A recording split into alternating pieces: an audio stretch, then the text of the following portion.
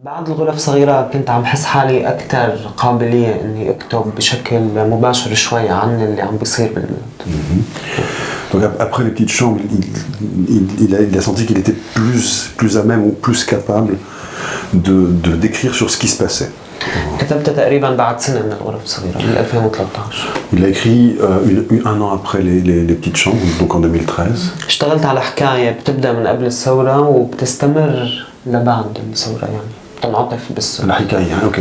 Là, il a travaillé sur quelque chose qui commençait avant la révolution et qui traversait la révolution. وجزء كبير منها كان true story حقيقي يعني الحكاية اللي أنا اشتغلتها. Et une des choses, c'est que ça part d'une histoire vraie. Il y a على مستوى الموضوع العام اشتغلت على مرحلة زمنية شوي قصيرة بعمر الثورة اللي هي المرحلة اللي كانت عم تتحول فيها الثورة من خيار سلمي شو يعني؟ البيسفول بروتسترز للخيار المسلح. Ok. فهمت.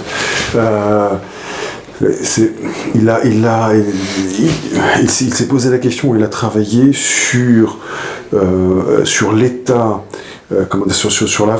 sur une partie d'avancement de la révolution, c'est-à-dire le passage de la manifestation pacifique à l'armement de la contestation.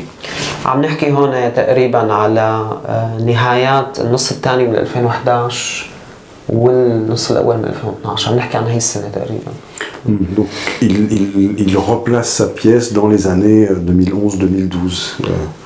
خيارات الناس اللي كانت سلمية وبعدين تبنت العنف ضد النظام هي خيارات بمجملها كتير حساس وكتير درامي كان. Il dit que c'est le moment où les gens qui étaient pacifiques ont vu, et certains d'entre eux même sont devenus violents aussi contre le régime. C'était un moment, comment dire, extrêmement sensible, extrêmement émotionnel et par rapport à ce qui se passait là, c'était un sujet extrêmement fort, extrêmement important. فبالاعتراف كنت عم بشتغل على تيمة الانتقام مقابل الغفران. Donc ça lui a fait se poser la question et travailler sur les thèmes de la vengeance, revanche, etc. ou versus tolérance, pardon. آخذاً بعين الاعتبار موضوع الذاكرة القديمة للشعب السوري بالعلاقة مع النظام اللي بترجع للثمانينات. Et aussi sur comment dire, sur l'histoire plus particulière de la Syrie, donc sur le souvenir du peuple syrien des événements qui ont eu lieu dans les années 80. Badna, est-ce qu'il faut préciser ce qui s'est passé dans les années 80 peut-être ou pas? Ouais.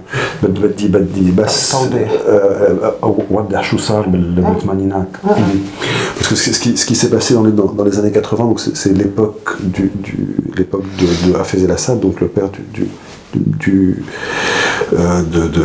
de Bachar el-Assad. Hama, donc à Hama, il y a eu un mouvement un mouvement islamique qui a pris de l'ampleur, pour pas dire de conneries, mais qui est un mouvement social, un peu comme ça s'est passé dans les années 80 partout dans le Moyen-Orient, aux frères musulmans, etc., qui à l'époque étaient plutôt des choses d'aide sociale, enfin en tout cas c'était la société civile qui prenait le relais du pouvoir. Ça a un peu grossi, et comme ça a grossi, qu'on avait une grosse dictature en Syrie, finalement ça faisait de l'ombre, puisque c'était les musulmans qui prenaient le relais associatif, etc. Et ce qu'a fait Hafez el-Assad à l'époque, c'est qu'il a envoyé ses MiG qui ont bombardé Hama, c'est Platine Alf Mato, c'est 30 000 morts, il y a des chou Sbour, Sbourain, Bas, voilà, en une semaine à peine, et l'époque était, les prisons étaient pleines, quoi. Vraiment, c'est des moments qui sont très similaires, parce que la torture, etc. وكأنه الموضوع انه في نظام عمل مجازر قديمة ولم يعاقب، واليوم عم يعمل مجازر جديدة، وسؤال العدالة بين جيلين سؤال مفتوح. كيف بدها تتحقق هي العدالة؟ Et donc il dit le régime a commis dans les années 80 des crimes sans aucune, j'allais dire sans aucun jugement, sans aucune punition, enfin voilà, impunément. Il est en train d'en commettre de nouveaux qui ressemblent un peu aux anciens impunément. Ça laisse une question ouverte, c'est-à-dire comment on fait avec ça et comment on le prend et comment les gens le prennent. كل هذا حاولت مرره بحكاية كتير بسيطة لمجموعة شخصيات بتكنيك عم يعمل بروفة مسرح، يعني مسرح داخل مسرح. Et tout ça, il a essayé de le faire entendre au travers d'une anecdote, d'un conte, d'une histoire assez simple de gens, de vrais gens qui sont en train de faire et de répéter du théâtre. حاولت كتير بالكتابة بعد عن المباشرة الدج يعني من هذا، ولكن يمكن ما بعرف بالضبط وين نجحت وين فشلت، بس هاي هي ملامح الاعتراف، يعني كيف فكرت فيها، كيف كتبتها.